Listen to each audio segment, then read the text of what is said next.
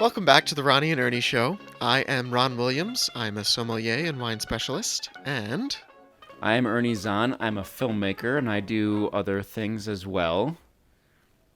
each week we get together and discuss our shared interests.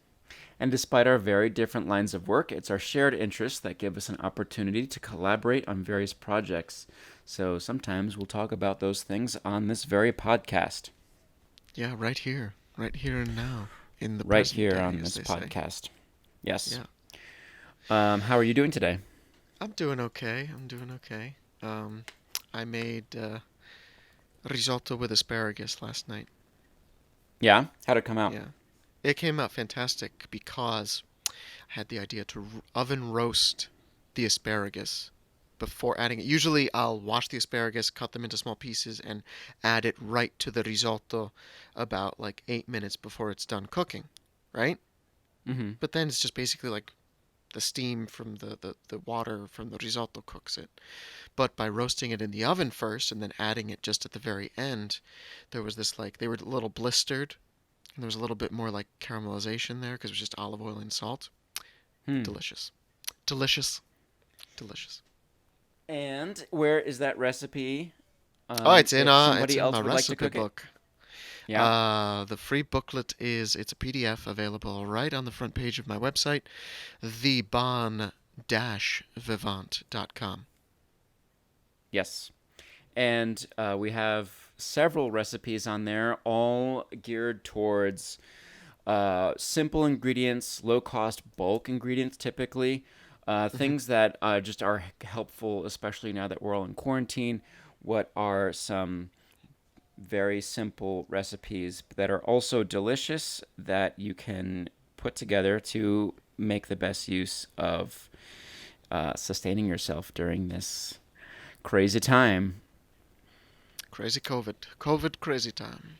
Yes, COVID crazy. It is called Recipes to Thrive By, or How I Learned to Stop Panic Shopping and Cook in Quarantine. It's a bit of a mouthful. The audiobook is available, narrated by Peter Sellers.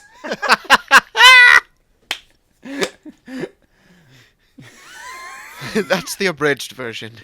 Yeah. And I'm only going to do a little bit of it, all right? Just a small portion of it, just as an example. But one of the remarks he has after each of them is he goes, num num.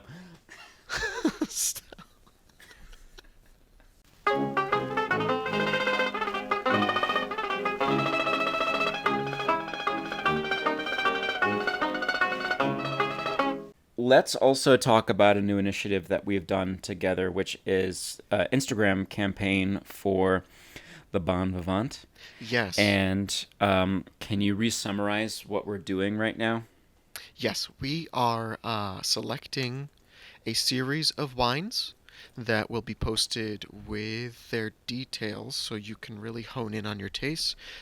These are going to be sustainable, organic, or biodynamic wines with low sulfur. Um, and also, these are pretty much going to be all under 20 or at the very least under $30. So these are going to be very reasonably priced, very affordable, um, hopefully widely available. But if not, wine.com or Wine Searcher will allow you to find a wine shop nearest you that may even be able to ship. Um, and yeah, these are my favorites. Most recently, we posted the Marabino from Sicily, and that is quite easily my new favorite red wine. It's amazing. I wish you could taste it, Ernie, really. Like, I Mm. have a bottle here, and we'll have it whenever all this stuff lifts. I need It's to amazing wine. investigate the best way to acquire alcohol in New Mexico because actually, so I think you've mentioned before the idea that Connecticut is keeping liquor stores open as essential businesses, right? Yes. And what was the reasoning behind that again? It was the chiefs of police that wanted to avoid lawlessness. They encouraged the governor to keep any liquor stores as essential. So, as far as I know, um, there's still alcohol available at grocery stores in New Mexico. All the ones that are open and serving right now. Mm. And liquor stores themselves, though, seem to be closed. From what I've gathered, Jubilation is sort of like my go-to spot here. It's a local liquor store here, and I heard a voicemail when I called them. They're not open right now, Oh no, and I they're love waiting Jubilation. yeah. So I'm hoping maybe they'll reopen in like the first phase of reopening, maybe doing like At the very curbside least, for pickup like, or yeah, something. curbside and delivery. Yeah. You Coffee know. shops are open right now, and some of them you can order ahead online and then just pick up curbside your coffee. Um, so yeah, I'm hoping they'll do the same thing. But I'm also seeing that there are some delivery sites for alcohol. So I'm wondering if some liquor stores are maybe open under this option. So I'll have to look more into that to see if that's a possibility. Otherwise, I've just been sort of very slowly nursing this bottle of 12-year Glenfiddich that I Ah, bought off of cheers. you. Yes, Yeah. cheers. Yeah. That's a great single malt. Here's what I would recommend. If you're talking specifically wine, um, here's what I would say. Do save up a little bit. So, like anything you would put towards, oh, I want a bottle right now. Save that together and put it towards a case that you can get from an online retailer. So you'll have a wide selection, right? Mm-hmm. Assuming you can do a mixed case. I'm hoping that's the case, right? You don't need to worry about going out, it'll just be delivered. Um, and you are very likely to get a good price on these wines, depending on what the shipping situation is. Um, if short of establishing a good relationship with a wine shop, if you actually want to, have a few bottles on hand for when you make pizza or go over to somebody's house, you know, Yeah. do a case. Do it as a case. Okay. So can you provide that link that you Yeah, recommended, sure. and we use Yeah, that in the description? sure. Uh, One of the places that's open, which I'm really grateful for, is Matucci's, which is this local Yeah. Italian place here. It's a Southern Italian restaurant. They Where are make, they from? Do you know? I believe they're from Naples, but Oh, wow. let All me right. confirm and get Okay. back to you. But they are. It's the kind of restaurant you'd expect to find in the Bronx. They have a main restaurant. They have just opened up now, like a tavola calda kind of spot Hmm. that delivers right now. I ordered some delivery. I haven't done any delivery since this pandemic started and the stay-at-home order started, and I did delivery this past weekend, um, and I got two Napolitana style pizzas delivered. Um, Like already and made? already made. Yeah, yeah, yeah. Made to order. How Yeah, were yeah. they? Good. Oh my god. Yeah. Takeout Yeah. So pizza. Really? so here, yeah. No, like Um. Napolitana does not travel well. It's not like a New York pie that you can put in a fucking box and like take with you. Well, It's like a tiny they little thing. It's handle it. delicate. It's soft. No, no, no. You They know? handle it really well. It Okay. came out great. Yeah, yeah. Okay. They have All they right. have larger than necessary boxes. They keep it very like perfectly leveled in the seat. They have a separate cover over it, and yeah, it just came out perfectly preserved. Hmm. But this is also just to show you how serious of a and how Bronx of an Italian restaurant this place is. They had the main restaurant, the Tavola Calda, and they also had a Salumeria, which they've now closed. Salumeria? Salu, pardon, How many are there? perdone. No. But yeah, sandwiches. I want one sandwiches, panini.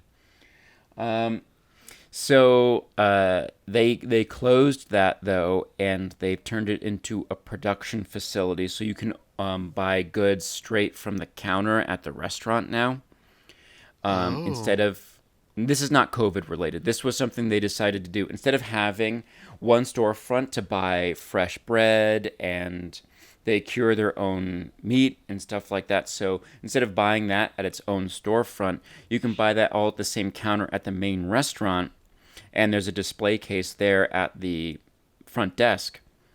And then they've just expanded that whole other space to just be a production facility so they could ramp up production. Ah, that's They cool. make their own pappardelle in house. All their other pastas in house. They make everything else that they want fresh. Everything else is imported. Um, Do they use Italian and flour? yes, yes they do. Really? Oh yeah. So my I think they get their wholesale items from the same place we do in Arthur Avenue.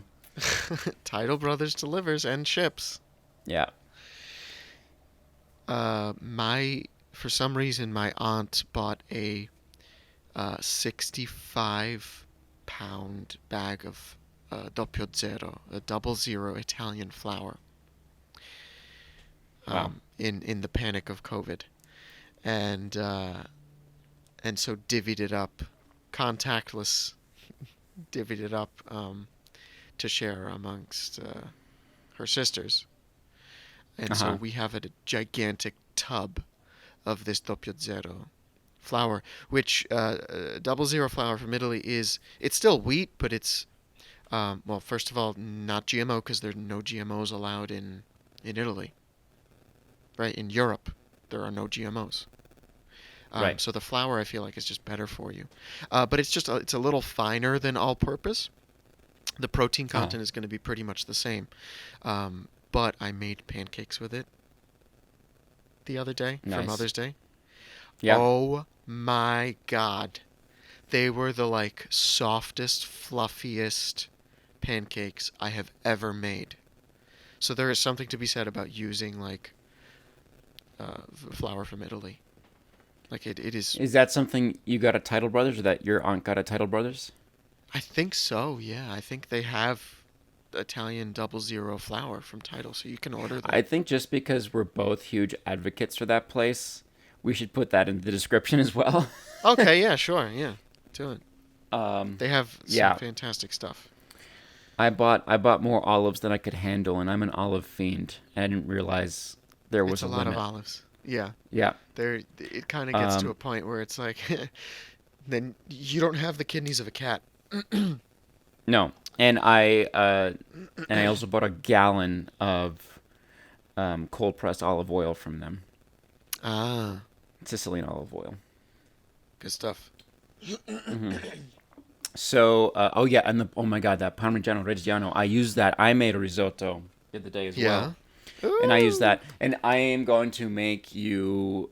You're gonna roll your eyes, but you're probably going to make a sound. Okay. Um, I used ghee in it because I wanted to make like a very good like gut healthy version of risotto. Between the Parmigiano Reggiano and the ghee, this is like the best thing for my Crohn's stomach. Okay. What So about olive oil? you'll allow it. I added some olive oil afterwards on top of it. Well, if you're gonna do that again, you should do a combination of ghee and olive oil. Yeah. If it's as Well, long so as what it's I'll cold do pressed, is first pressed like extra virgin and it's organic, which it likely is. Um, I'll chop some onion and then pre-cook the onion with the olive oil in the beginning and hmm then add the ghee and then Oh no, toast the you can do ghee and olive oil risotto. at the same time, Yeah. Um, and you can use scallion as well. my point was just I mean, before the shallot. risotto goes in. And then toast the Yes, yeah. risotto for a while, right? Well, it's just the rice. Yeah, it Right, becomes risotto. and then add the right, fair. Yeah, The I add the stock. rice and then I add Yes. the stock, yeah. What kind And of always stock do you chicken use? stock? Do you always use chicken stock? So what I traditionally, it's actually a more substantial stock. There's like I think they use veal, like veal necks and stuff like that. It's a little richer. Mm-hmm. You can use chicken stock as well. I And think the when you say traditional is they, also maybe is that a like particular in region? northern Italy. Yeah, Northern Italy. mostly like for example, risotto alla Milanese, Milanese style, Milan style risotto is Uh huh. done with saffron, but the north is mostly where risotto and polenta are more common. There's still rice in southern Italy, but risotto is considered a more northern dish.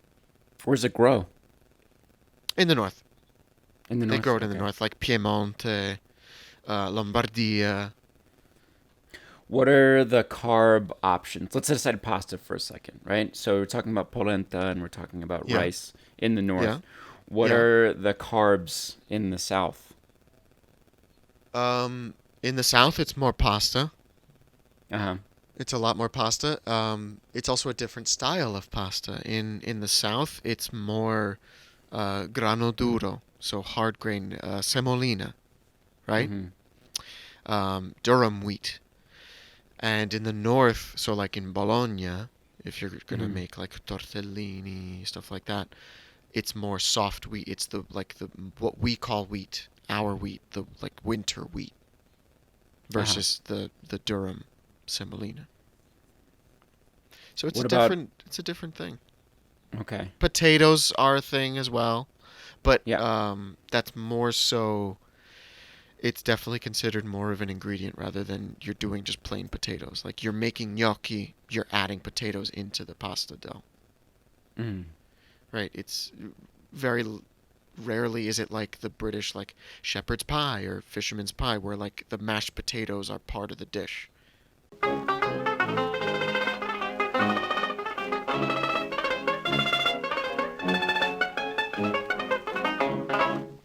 You have a recipe today. I do have a recipe and it has nothing to do with potatoes. But it is a pasta dish. You can substitute gluten-free pasta, although I've never tried that. But it's carbonara.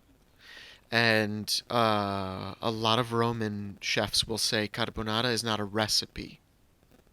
Carbonara is a collection of ingredients, and it's all in the process. It's how this individual chef it turns those ingredients into carbonara, which is why like sticking to the authentic ingredients is so important.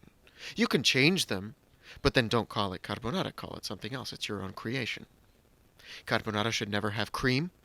Carbonara should never have onions. I think that is unconscionable. If you are adding cream to your carbonara, no, I'm completely serious. Like, don't do that.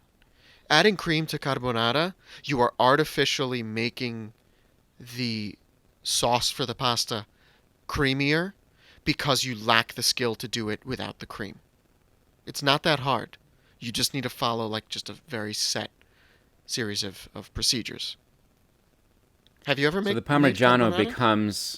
becomes creamy Well, no. What in the is actually process. happening is the egg, because you start with raw egg. You scramble raw Oh, egg, some combination of full eggs or just yolks or something like that. And then what I like to do is I incorporate the grated cheese, not just Parmigiano. You need some Pecorino Romano in there. It's a Roman dish. So the pecorino is very important. The flavor of the pecorino romano must be in there. Whether you use a 50-50 combination, 60-40, but there needs to be some pecorino romano. You add that to the egg and you effectively make a custard. That's the base for a mm-hmm. custard. You have dairy, you have egg. Yep. Um, if you want to pasteurize or use pasteurized eggs to make it safer, you can also combine the ingredients over a double boiler. You know what a double boiler is? Tell me. So you take a pot of water and you set it to boil or simmer depending on what you're doing. Simmer is easiest, just a very low, so there's a little bit of steam coming off of it. And you take a bowl, preferably metal or like Pyrex, and you put it on top so the steam is coming up on the bowl, gently, gradually heating it.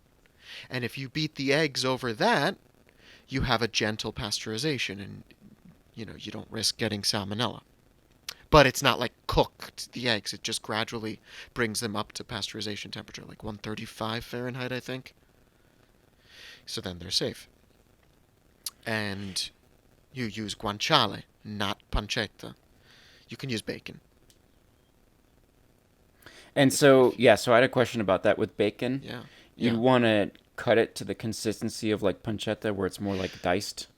You would want it in, ideally, I like it in larger, thicker pieces, like say like cubic centimeter pieces, Give me a right? point of reference, Um, like a thumbnail. yeah, actually, yeah, because they're gonna shrink also. And Yeah. you want enough meat there so that the fat renders out a little bit and you have a crispy outside, but it's not like hard all the way through. You don't want fucking pebbles. That's disgusting. Anytime somebody overcooks the bacon to that extent or the guanciale to that extent, it's like, what are you doing? It's rubber. You still want a tender inside, but you want it crispy on the outside. Hmm. And a lot of people will do spaghetti or bucatini. My preferred pasta shape is actually rigatoni for carbonara. Rigatoni are great because they have ridges, or they should have ridges, so that the sauce can really cling to it. And they're Hmm. big enough where the sauce can go inside. So I rigatoni are see. great for like bolognese and ragu.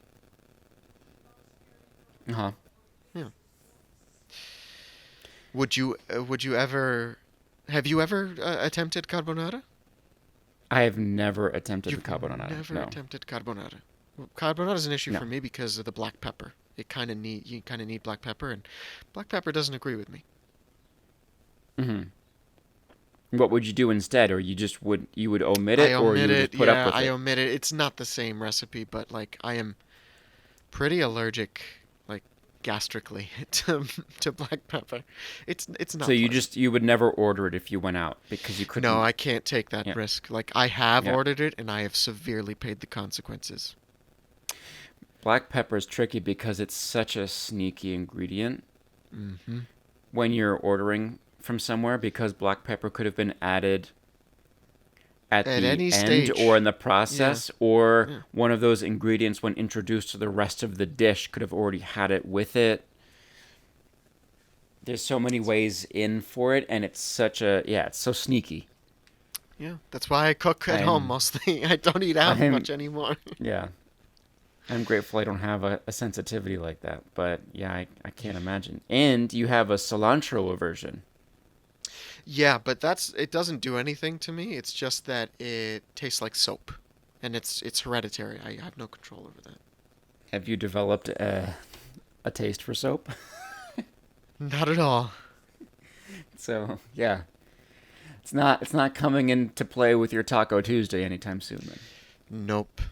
Which is tough because I really love Mexican food. I love Mexican food. yeah, what's a preferred dish? Um, Good tacos, but like simple tacos. Hmm. Traditional, not the Tex-Mex like hard shell ground meat, cheddar cheese and lettuce and tomato and all that. I'm talking like some kind of like Sour cream, ancho chili. cinnamon No, twists, no, no, no. But like Taco just a Bell. very plain, simple like flank steak, Yeah. right? If you do flank steak with like a good marinade or some kind of like sauce, right? Yeah. Cut against the grain so it's nice and tender, cooked properly, and then you put that in a soft corn tortilla with some salt and lime. You just like you squeeze a wedge of lime. Oh my god, it's amazing. I love it. Just a simple food like that. Now that you mention, you said flank steak. Yeah. Now that you mention flank steak, I have an idea for a Okay. recipe for next week, and I won't Okay. mention it here. But Oh. if you'll permit me, as the filmmaking half of this show, Okay. to Yeah. contribute a recipe, I will share it with you beforehand. Yeah. I'll have to vet it. So I'll definitely have yeah, to vet it. I am not offended. Please, please do. Okay. Um, I've And cooked it pour in before. half a gallon of orange juice. Yes, and just lots of tequila. Because if it tastes bad, you're drunk enough not to care. Yeah. Um, but yes, I cook it very frequently. We've had it before at a restaurant that was once a I good know, restaurant. I already know what it is. Yeah, we'll I save already it. know what it is. Okay. And it's a good dish. It It's a is, good it's dish. a good dish. And It's a good and dish. we've got some good stories associated with it too, which I Yeah. think is so Good important with experiences. recipes. Yeah. When were you first introduced to carbonara? Getting back to today. Carbonara was my my uh, Zio Massimo, essentially. They're friends of our family, but like we've known them for so long, they are family. And he is from Florence, Hmm. but like Florentine, like DOC. You know what that's called? Fiorentino DOC. No. DOC, like the wine thing. Denominazione di origine controllata. Like he is so Florentine. He's like government seal approved, like the wine. Like going back generations, he's a Fiorentino. Um, So they're all descended from the Medici family. well, I don't know to that extent, but hey, you never know. There could be some distant relations there. Yeah. Um, yeah, he like his philosophies on food. Like there was never a bad meal growing up. It might take us a while. Like we would, I remember I had this distinct memory touring San Gimignano, the medieval city. Like it's on a hill. It is. Yep. It looks like it did, just with modern storefronts. Um, we walked around for a good like 45 minutes to an hour looking for the right restaurant because it must always be a good meal. Hmm. Wow. And that speaks to a lot of like how my tastes have evolved. Yeah. Like he's a huge influence on that. Well, Yeah. you're gonna have to share a story next time. I will. Think about I it. will. Come prepared. Oh, I will. Oh, I will. Give us the the color of the environment, the details, and the sensory aspects, the smells, the sights, the sounds. Give us the whole immersed experience. You trust me. And then I'm gonna have to come up with the recipe for this experience also Yeah, because that's the I've been trying to centerpiece. replicate it. Holy, like I don't want to give anything away. We'll find out next week. I can't wait. Yeah, It's gonna be amazing. yeah. Well, hang on. No, no, no. I will do mine next week. That gives you Okay, all extra right. That time gives me an to extra week. craft Yes. yours. Okay. Yeah, Perfect. yeah. Perfect. And one of the things I'd like to also cover in a subsequent week, and maybe we can do this as just sort of like a short aside next week. Let's explore what we're doing on these Instagram posts for the Bon Vivant on that account. Specifically, what are the different essential qualities you look for in a given bottle? So maybe next week, for example, we could talk about tannin Oh. levels and how someone as a novice, a drinker of wine, could Yeah. understand and identify, oh, this has more, or this has a higher tannin level than this does, and actually how to spot that. And I like a lower tannin level or a higher, that sort of thing, right? So It takes five understanding that. minutes to get someone to understand the objective attributes of wine. Well, then 5 minutes. we can cover that next week. Then, Let's do that. yeah, Let's do that's that. 5 minutes That'll be already great. taken care of. We already know. Hey, We already know a portion of what next week is going to be. Perfect, beautiful. it's got a nice planned out show. Yeah.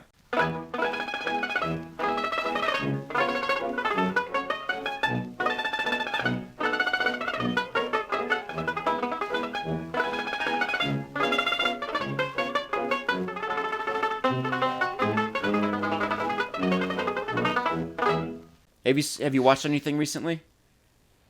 Yeah, I watched Star Trek. I Which watched Star one? Trek with my brother. I watched Star Trek The Next Generation. The episode is called, it's a two-part episode called Chain of Command. And it's a great episode, Did you particularly get it because done? of I got it done. Get it done. That is they tried to shoehorn that so hard into Jellicoe's character. That You catchphrase. know, yeah, because Picard Yeah. says make it so, and they were like, no, we need. He needs to say so. He needs to have a catchphrase. So his catchphrase is "Get it done." So this was a two-part episode where they introduced a new captain replacing Captain Picard Yeah, it's all very in sudden and very like you in don't know what's charge going of the on. Enterprise. Yeah. Yeah, I kind of wonder if maybe, I mean, they knew that Patrick Stewart was not going to be fired from the show, or he was going to come back, right? is that Yeah, I in don't at the think there forefront was. of your mind though? Like when the main character Right, right. is in peril, like do you really think about this? Like, oh my Right, right, god, right. No, you're not my thinking my like the point writers aren't going to my kill off point for this saying character. that. Yeah, no, my point for saying that is I wonder if they tried to build out the replacement captain enough on the off chance that they wanted to do like a recurring role for that character, or maybe like a spin-off or something like that, because there's a lot of detail The that seems Adventures like of the first Jellicoe. episode of a new show. Yeah, The Adventures of Jellicoe. His grandkids don't like to see him.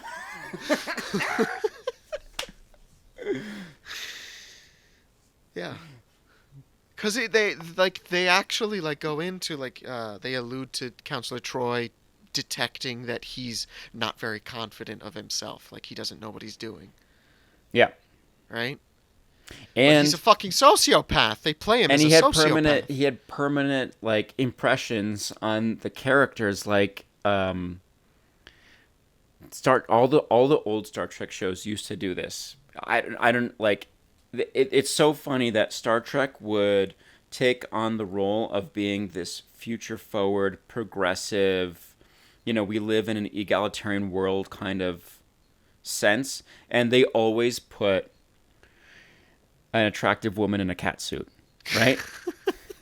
Deanna Troy, Seven of Nine, Yeah. T'Pol from Enterprise, Oh right? my God. Yeah. It's always the Who cat suit. they elect who the most attractive woman actor on the show, and they make her wear basically like a leotard.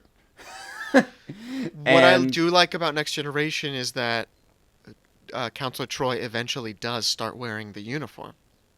so that's the thing. Jellicoe points that out to Deanna Troy in a sort of like disparaging way, Yeah. and she feels self-conscious by this, and then that character then proceeds to wear a regular uniform for the remainder of the series.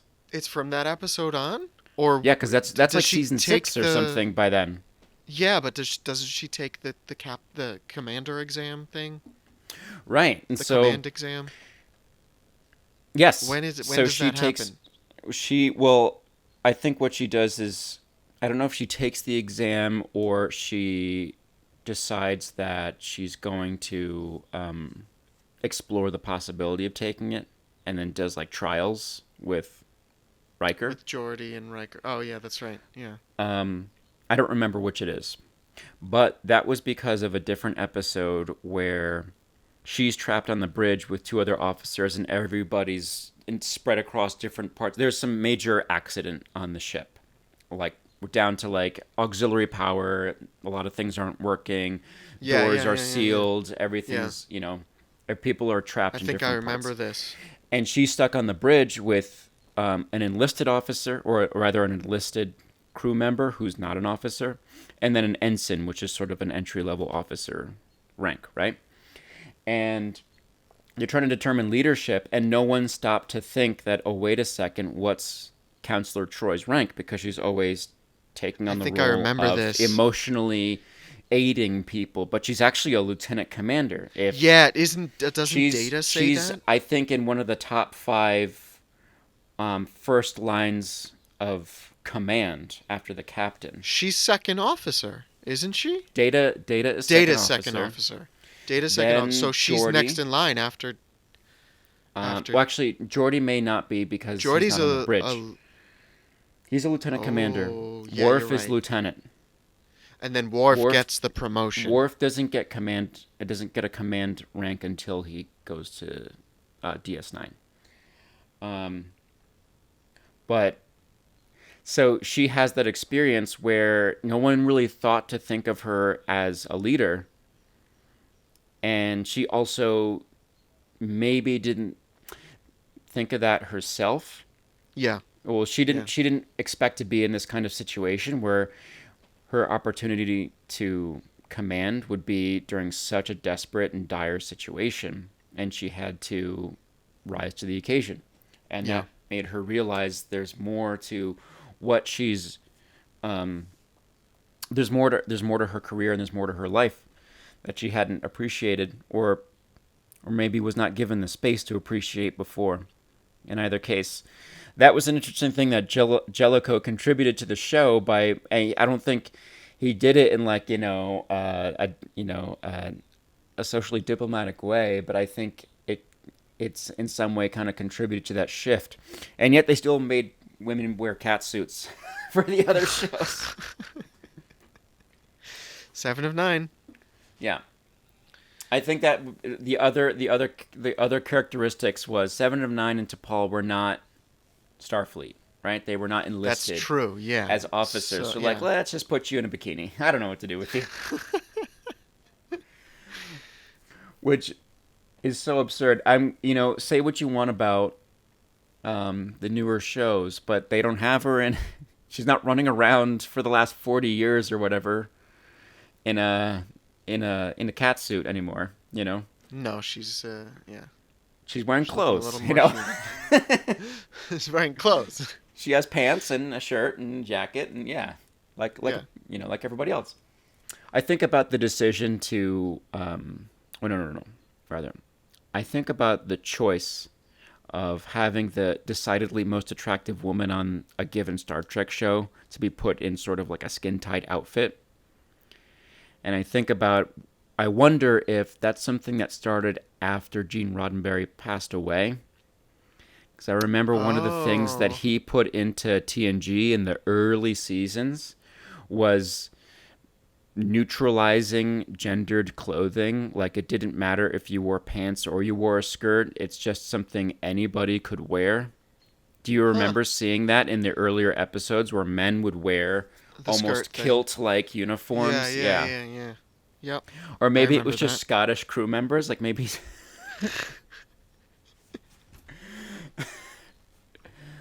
um, Get the war core ready. yeah.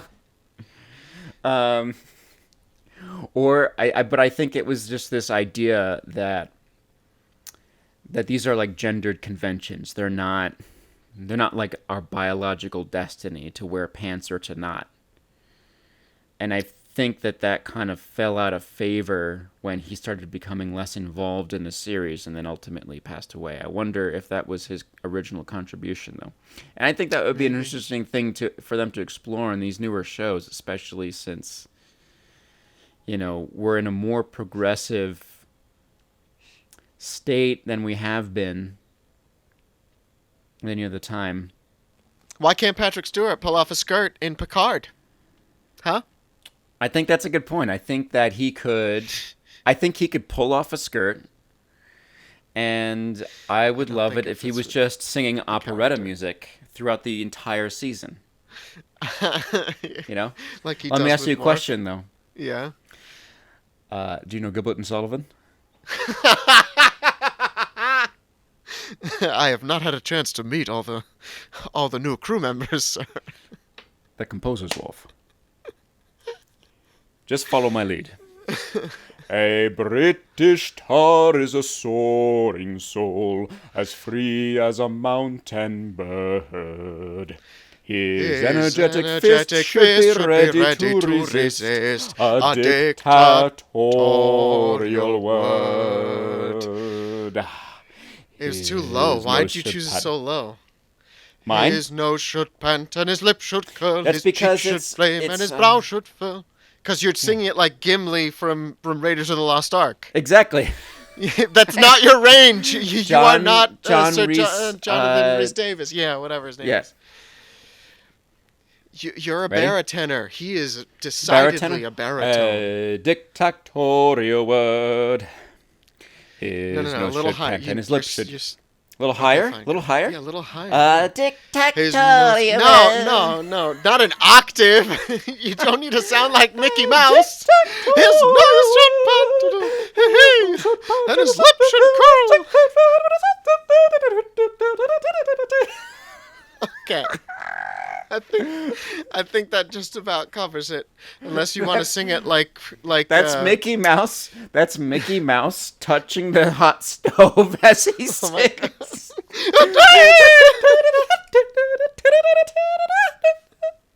Sing it like Bob Dylan. His nose should pat and his lips should curl, his cheeks should flame and his brow should furl. His bosom should heave and his heart should glow, and fist should be ever ready for a knockdown blow. You're enunciating too much. Yeah, I am. Fist be ever ready for a knockdown blow. That sounds like French Bob Dylan. His nail should pound, and his fist be ever ready for a knockdown blow. That's my range, isn't it? That's at the very lowest end of your range. And his fist should be ever ready for a knockdown blow. Is that it? His fist be ever ready for a knockdown blow. See, I can't And even his hit fist that be fucking ever note. ready for a knockdown blow. There you go. Yeah, that's good, actually. You hit that pretty well. It sounds like Tiny Tim. Loving in the sunlight, loving in the moonlight, having a wonderful time.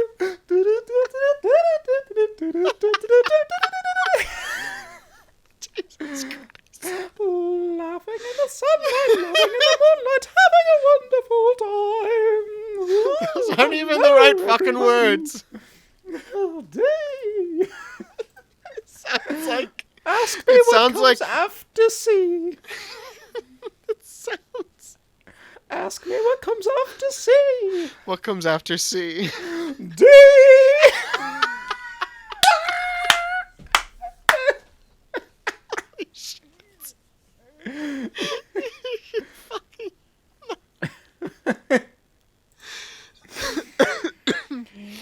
Oh. The Ronny and Ernie Show is a joint production of Triello Storytelling Company and the Bon Vivant. Our show is now available on Stitcher, Spotify, Apple Podcasts, and YouTube. If you like what you're hearing, then commenting, subscribing, and reviewing means that it only gets better. And I'm thinking about what they're hearing as I say that. If you like what you're hearing, do you think I could make a career out of this? Because why do you like this? Go ahead.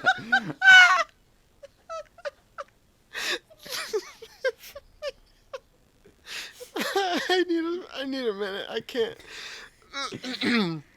Recipes, projects, or anything we didn't have time to get into on today's show will be included in the show's description.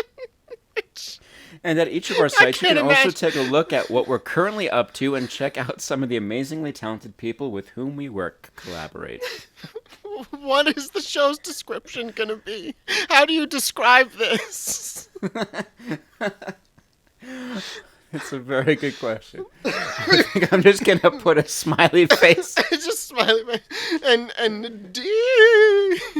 D. Woo, woo, Okay. I'm Frankie Valley's ghost. Woo. All right, God. Well, if you like what you're hearing, God help you. You have some pretty eclectic tastes. But then again, I could do this all day. So if you like it. All right, well. Next week. This was fun. Next Yeah. week, recipe, your recipe. And My some recipe stories. next week. It's Story mine. time. We'll see. I'll vet it first, though. Yeah. And maybe tweak it. Have a good week. You too. And And- see you on the Bon Vivant tomorrow for our next post. Yeah, the Bon Vivant official on Instagram. Yep. All right. All right. See you then. Cheers. Bye.